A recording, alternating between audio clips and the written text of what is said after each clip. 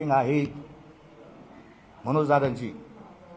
मनोज दादा म्हणलो मी आता आज. मला लई सांगितलं तुम्ही संयमित पत्रकार परिषद घ्या, तुम्ही लई आक्रमक बोलता. त्यांची रेकॉर्डिंग आहे माझ्याकडं. मी तुम्हाला योग्य वेळी ऐकून दाखवीन काय माझा उद्देश हो. ह्या माणसाला माझा काय दुश्मन आहे का? याने माझं काय फार वाटोळ केलं, काय केलं? असे असंख्य शेकड्याने पुरावा माझ्याकडे येतं. मी हे तुमच्याकडे सादर केलं. मला एकच सांगा, आम्ही इतक्या दिवस थांबलो फक्त समाजाचं नुकसान होऊ नये. मी मराठा आहे, मला माहिती चळवळ किती दिवसांनी उभा राहते, किती दिवसांनी यश येतं. परंतु ह्या माणसाची जी अक्कल शून्यता आहे. आम्ही काय आरोप केले होते? आमचा जो आरोप होता ह्या माणसावर तो अपारदर्शकतेचा होता. हे कसं चॅनेल लावलं, लोकांनी का डोक्यावर घेतलं, सगळ्या मीटिंग. मग मी प्रश्न विचारला ना, लोणावळ्यामध्ये तुम्ही बंद दाराच्या आड का मीटिंग घेतली? का सरकारी उच्चस्तरीय सरकारी अधिकारी मग काय मीटिंग घेतली? काल परवा दिवशी आपण कोणीतरी विचारलं चॅनेलवाल्यांनी, काय उत्तर दिलं होते नाही? जरांगीने काय उत्तर दिलं माहिती का? बंद दाराच्या आड का मीटिंग घेतली? ते म्हणले मला गार वाजत होतं. अरे तुला लाड रक्कम नाही आला मग गार वाजत होतं? हा, तुझ्या अंगावर 24 तास जो रग असतो ते न्यायचा ना, गार वाजत होतं. हजारो मराठा तरुण लोणावळ्यामध्ये वाशीमध्ये बाहेर झोपलेले आहेत ना, त्यांना नाही गार वाजत? त्यांनाही गार वाजतं. आणि तू उत्तर आहे त्याचं आपल्याकडे रेकॉर्डेड आहे ते उत्तर, गार वाजत होतं. मग गार वाजत असताना पण ठीक आहे, गार वाजत, मग मीडियावाले का आतला नेले? तुम्हाला आत लोणावळ्याच्या त्या बंद बंगल्यामध्ये तुम्ही आत काय चर्चा केली?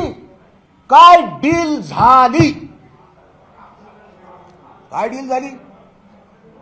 उत्तर द्यावं लागेल. 36 तास वाशीमध्ये तुम्ही थांबला.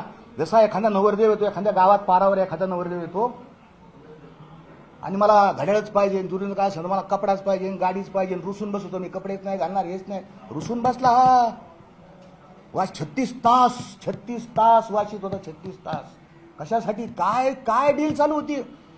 नीट ऐका. माझं मला सगळ्या मराठा बांध, तुम्ही मला किती शिवे द्या, मी तुम्हाला एक शब्द बोलणार नाही. माझ्या भोळे आहेत माझे लोक मराठा, त्यांना फार भावनिक येतं.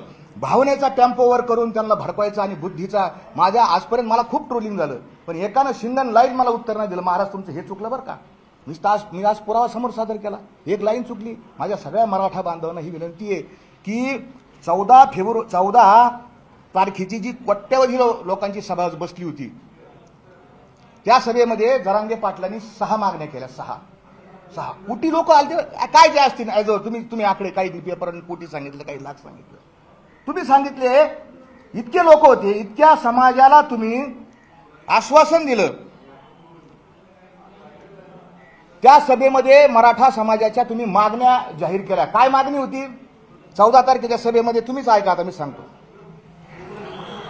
महाराष्ट्रातल्या मराठा समाजाला